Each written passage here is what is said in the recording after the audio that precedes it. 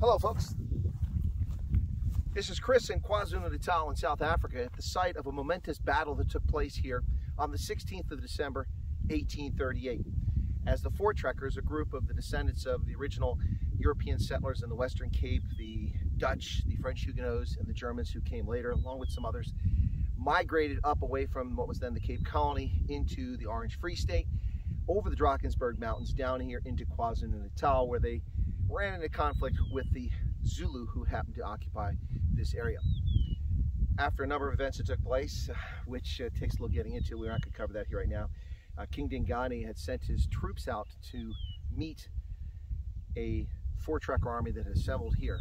They came here in the Ncombe River, subsequently known as Blood River, as a consequence of this battle. 464 Trek Boers fought at least 16,000 Zulu.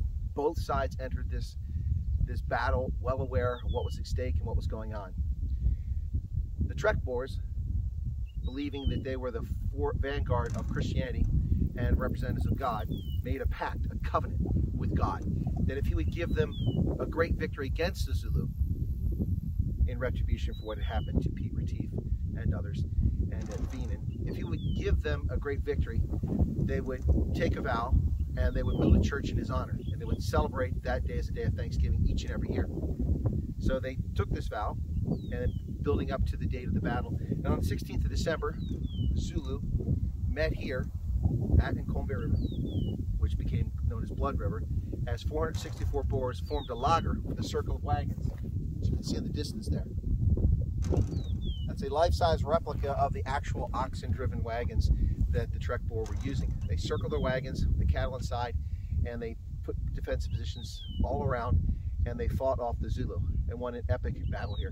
As many as 10,000 Zulu may have perished here. Numbers are unclear. So many Zulu died that they fell into the river, and it was known as the Blood River because there was so much blood there from the casualties. This site is not a political site. I don't know how people want to view it that way, but a site where both Zulu and Afrikaners can look back and reflect on their history. And in fact, there's a bridge of reconciliation behind the camera, just down here, from the Zulu Museum on that side of the river to the monument that's set up over here by the National Party or private individuals later on. So there you go, folks. 16th December 1838, an epic battle in the history of South Africa, one which many people seem to have forgotten about or choose not to pay much attention to these days. But it was a crucible in the forming of the Afrikaner identity, and also a key event in the history of the Zulu Empire.